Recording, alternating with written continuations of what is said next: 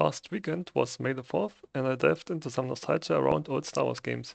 I learned that the remake of this game was announced some time ago, and it is probably still in the making. So I thought that it might be a good time to replay the original, and I hope that the remake is finished when I finish the original game. Star Wars Knights of the Old Republic was originally released in 2003, and I played it back then. So I know the game, and there will be spoilers. You have been warned.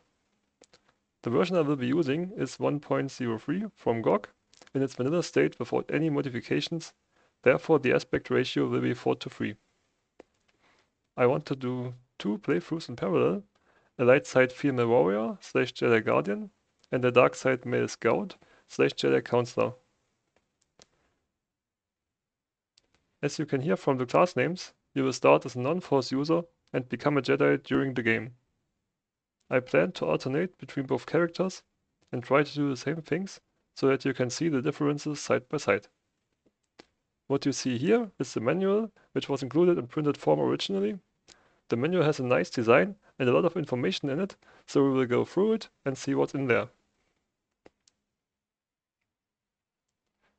The manual starts with installation hints and the controls, and you can see characters from within the game that you will meet there, but the graphics here are much better than in-game. And an example of the in-game graphics is here. So this is what the game will look like.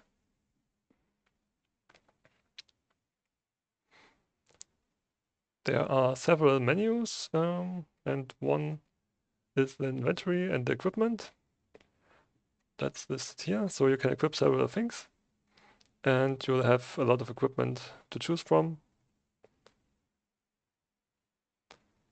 Your character has several attributes and stats, and these are listed in this window. And there will also be secondary skills that you can improve on. And you will meet several people that will join you. And here's an overview of the party members you can get. Also, you will get several quests, and these are listed also in the menu. And the first thing you have to do is to create a character, and you can choose from several classes. The differences are listed here. The soldier is basically the strongest and melee oriented. Scout is in between, and Scoundrel is the weakest but has the fastest skill progression.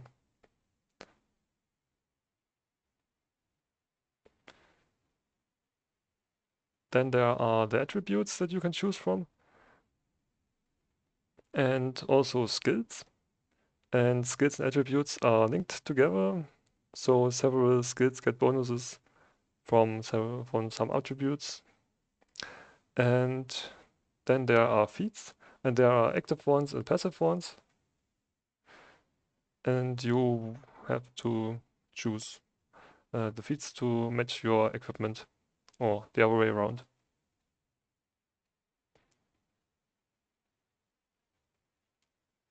Here you can see what the fights look like. So you can choose from several actions, and the actions are queued up, and you will have a turn-based combat, but it's played in real time, and you can pause at every moment. And behind the animations and everything you can see is a D&D type of rule set. So you have D20 and your modifiers, and then it will be decided what happens.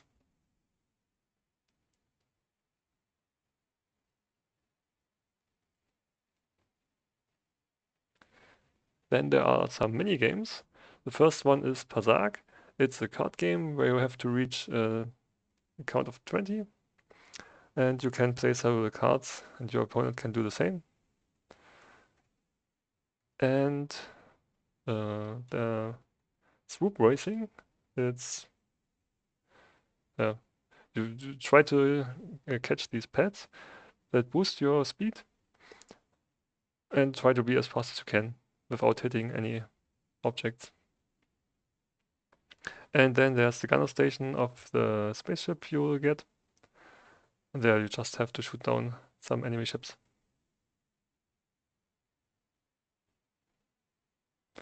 Conversations will look like this, so you have several options to choose from. Basically, these are a good option, maybe funny option, and a bad option, or a dark side option. And then there are the different Jedi classes. There's also progression. So you have the Jedi Guardian that's melee oriented and is the weakest Force user, and the Jedi Sentinel that is the weakest fighter but has the most. Oh no, the other way around. Jedi Consular is the one with the most Force points and fastest Force feats progression. Or Force powers, yeah. They are called Force powers. There are several to choose from. And they are grouped in 3 groups. So you have core Force powers, light side Force powers, and on the next side, the dark side Force powers. Everyone can use any of these if they have skilled them. But light side Force users will have an easier time or can use them for less Force power points. Force points, not maybe just called Force points. And the other way around, dark side Force powers are cheaper for dark side Force users.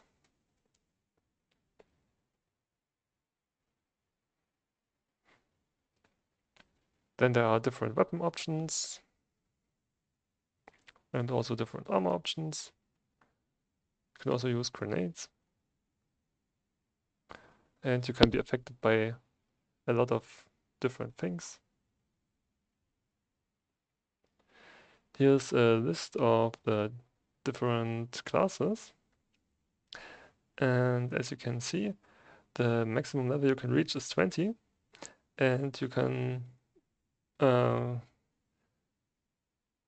that's the level cap for both classes. So when you are a level 10 scout and you get a Jedi, you can only get 10 more levels as a Jedi.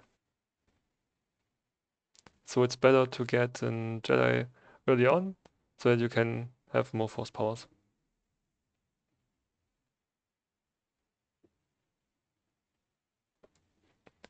And as you can see here, the Jedi Consular gets 2 Force powers sometimes. And yeah, if you want to have a lot of Force powers, then you can try to maximize the levels you get as a Jedi Consular and only get to level 5 with your base class and try to get to level 15 with this one.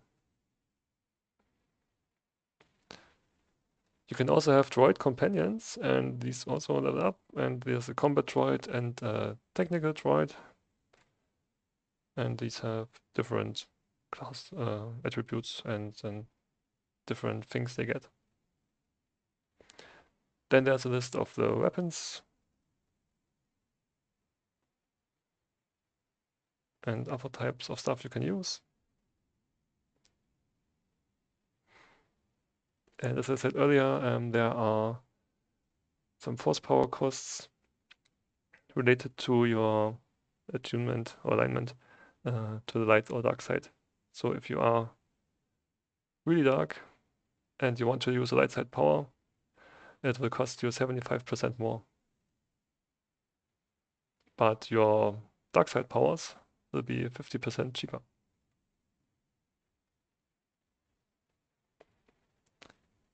And that's it with the menu. So let's start the game.